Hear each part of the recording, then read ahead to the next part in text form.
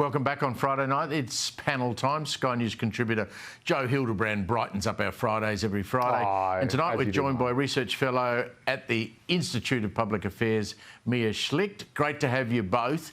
I want to start on the Liberal Party and this so-called idea that they have a women problem. Linda Reynolds, who seems to just go rogue all the time, has fired a shot across the opposition's bow saying the party has a women's problem. This is not 24 hours since poor old Susan Lee denied rumours that the party had a women's problem on the issue of quotas. Mia, being the only woman in the panel, do the Liberal Party have a women problem? I'm not sure about that. There's no doubt that at the moment the Liberal Party is failing to appeal to women, but what the last election results showed us is they're failing to appeal to the Australian public more broadly. And I think it's disappointing that the Liberal Party is choosing to deflect on these broader issues and focus on blaming it on a problem with women. Now, at the end of the day, if the Liberal Party doesn't know who they are and they don't know what they stand for, then they're not going to have women appeal to the Liberal Party. I'll get into quotas in a moment. Joe's mate, Tanya Plibersek, she bought into the argument today. She loves this. Here's what Tanya had to say. Honestly, this is all the proof you need that the Liberal Party don't understand Australian women and they don't understand gender equality. Joe, what do you reckon?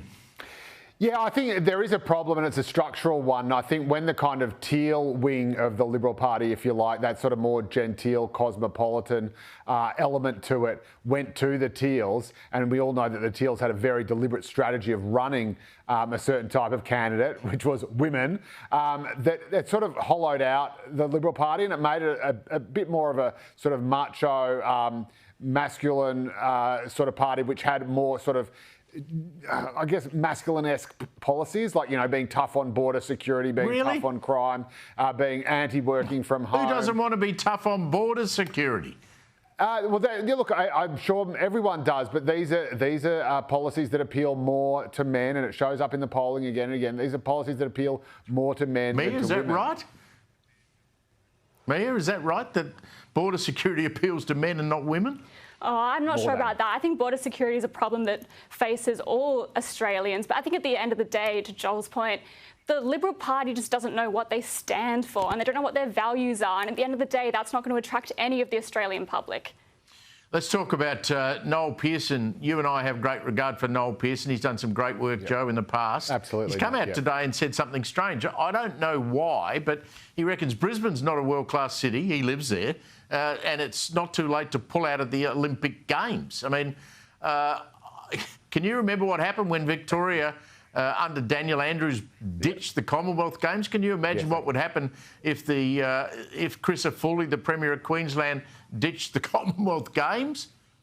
Yeah, it would be obviously another huge embarrassment to Australia. The Brisbane Games I've found very strange. It seems to be the games that they sort of got by default because no one else particularly wanted it.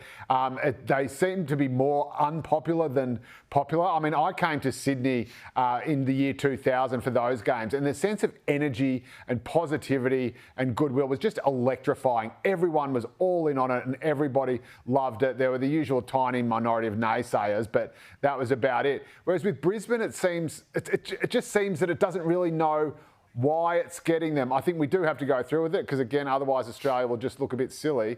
But it's a funny one. It's like, you know, here's the Olympic Games. Oh, no, thanks. Why don't you go and build a stadium in Tasmania?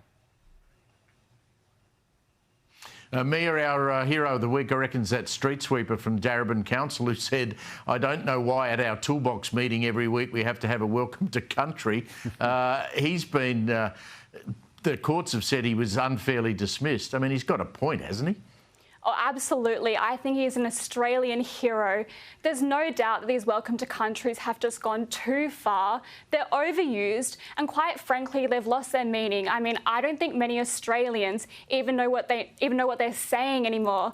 And more concerningly, is they're becoming quite divisive. And this is a problem because the Australian public already voted as to whether they wanted to be divided on the basis of race, and it was met with a resounding no case.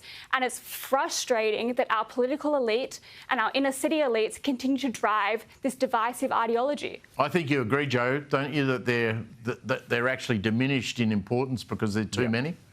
Yeah, I do agree. I'd much rather see better action on the ground, better service deliveries, listening to Indigenous communities to the problems that they're facing and how to fix them. And I don't think, saying an acknowledgement of country before every single office meeting you have, I don't see how that helps anyone. Especially a toolbox meeting. Joe and Mia, thank you very much for joining us on this Friday night.